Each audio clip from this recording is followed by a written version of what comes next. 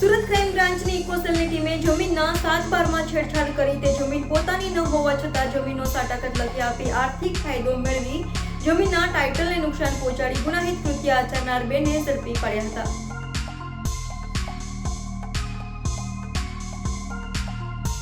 હાલના ઝડપી યુગમાં સુરત શહેરનો વિકાસ મોટા પાયે થઈ રહ્યો છે. સુરત શહેર મોટા વેપાર ધંધા સાથે સંકળાયેલું છે, જેમાં હીરા અને ટેક્સટાઇલ ઉદ્યોગનું સુરત શહેર મોટું હબ છે.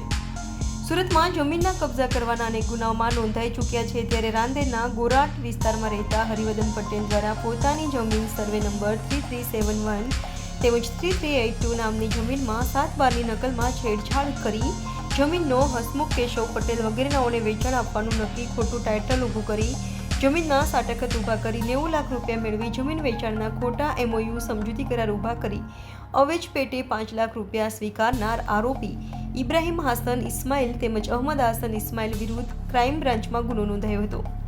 જે ફરિયાદના આધારે સુરત ક્રાઇમ બ્રાન્ચની ઇકોસેલની ટીમે બંને આરોપીઓ ઇબ્રાહિમ અને અહમદની ધરપકડ કરી વધુ તપાસ હાથ ધરી છે.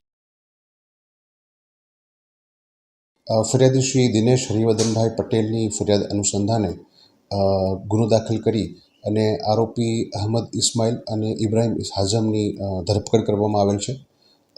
ફરિયાદની વિગત એવી છે કે ફરિયાદીની પોતાની જે જમીન હતી એ જમીન હાલના આરોપીઓએ ખોટા 7/12 ઊભા કરી અને અન્ય લોકોને સાટકતથી વેચાણ કરી અને ખોટા દસ્તાવેજો ઊભા કરી અને ગુનો કરેલ છે. અગાઉ આરોપીઓ હાલમાં આ આરોપીઓ વિરુદ્ધમાં ભૂતકાળમાં કોઈ ગુના દાખલ થયેલ છે કે કેમ તે બાબતની હાલ અમારી તપાસ ચાલુ છે. જે જમીન છે તે જમીન ક્યાં આવેલી છે અને કેટલા એકર છે? જમીન રાંદેરમાં આવેલી છે અને આશરે 5000 ચોરસ મીટર એ જમીન છે. આ ગુનો જે છે એ જે ફરિયાદીના 7/12 હતા એ 7/12માં દસ્તાવેજોમાં છેડછાડ કરી અને એમાં અન્ય નામો ચડાવી અને જે હાલમાં અન્ય પક્ષો હતા એમને વેચાણ કરીને ખોટા દસ્તાવેજો ઊભા કરવામાં આવેલા.